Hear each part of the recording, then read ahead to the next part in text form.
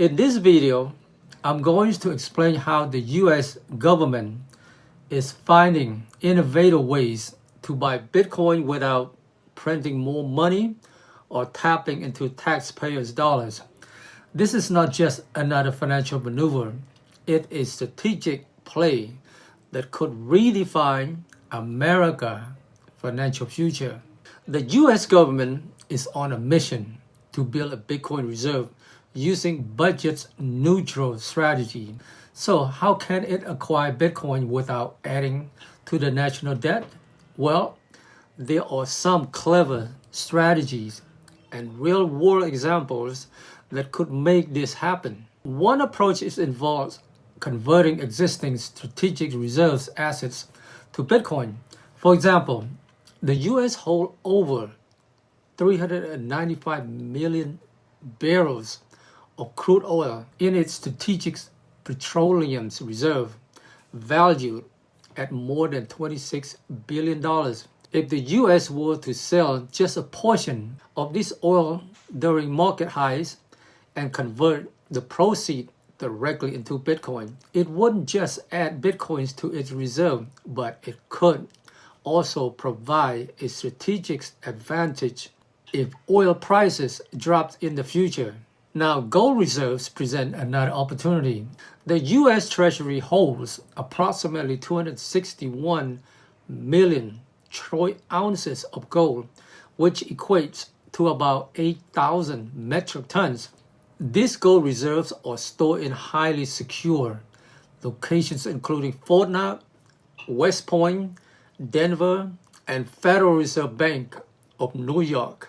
At today's gold price around $2,900 per ounce, these reserves are valued at an incredible $764 billion. Now, Senator Cynthia Lummis has proposed converting a fraction of these gold reserves into Bitcoin, which could provide a budget-neutral method to purchase up to 1 million Bitcoin. This would position the US strongly in the digital economy, leveraging Bitcoin growing status as a hedge against inflation. The government also has access to seized assets through asset forfeiture, primarily from criminal activity such as fraud, money laundering, and other illicit operations. By selling these seized assets, including confiscated cryptocurrency, and using the funds to buy Bitcoin, the government could build its strategic reserve without any need for additional budget allocation. These methods capitalize on assets already under government control and offers a practical path to accumulate Bitcoin. Reallocating existing financial reserves is another method. The US Treasury has over $35 billion in convertible foreign currencies reserves. By strategically shifting some of these reserves into Bitcoin, the governments could gain a stake in the fastest growing asset class of this decade. Now, when you add up all these potential sources of funds, the US government could theoretically access a staggering $825 billion for investing in Bitcoin.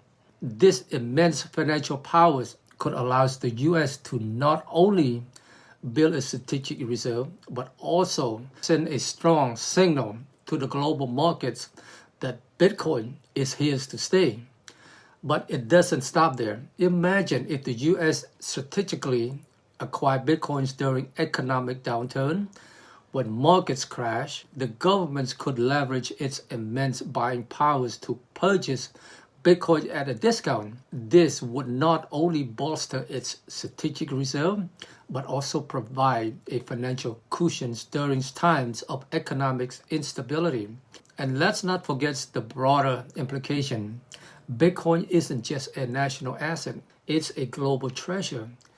When someone, let's say, sell a house in Africa and invest in Bitcoin, every Bitcoin holder around the world gains a share of that value.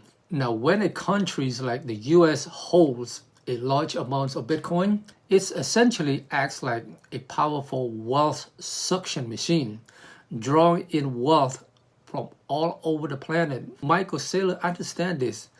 That's why he will be buying at any prices. Now, the US is on board, and that is a massive development. Even though the US government hasn't officially started buying large amounts of Bitcoin, the recent moves of 200,000 Bitcoin into the strategic reserve send a clear signal to the world.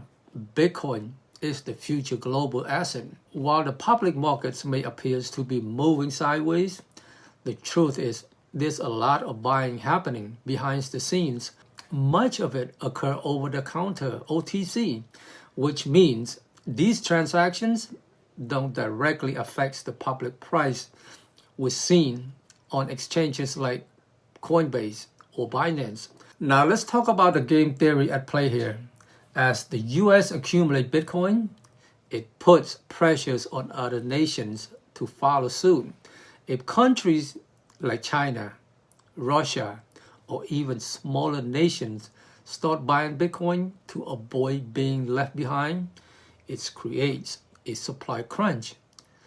With only 21 million Bitcoin ever to exist, this kind of buying pressure could drive the price into the stratosphere. When the US starts buying, it sends the clear signal to the market.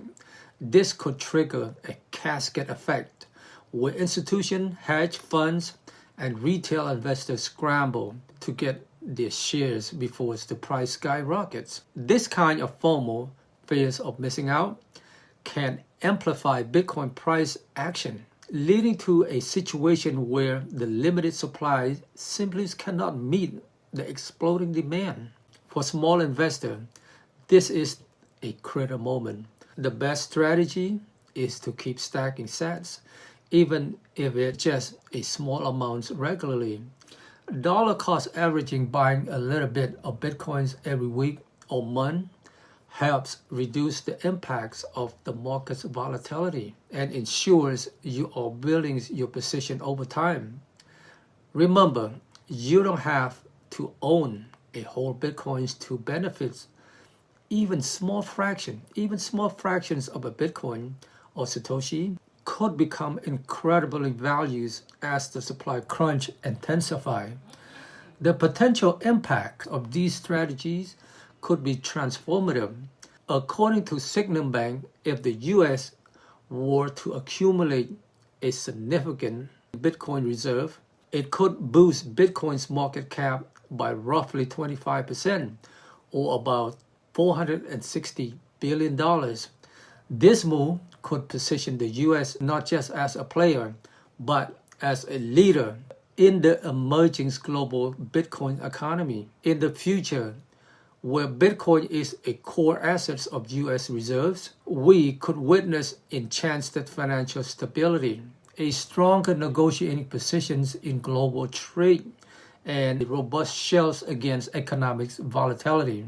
And since Bitcoin is capped at 21 million, early accumulation would provide unprecedented leverage against inflation and potential economic instability.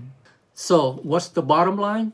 The US government has multiple budget-neutral pathways to stack Bitcoin. And as they move, smart investors should take note.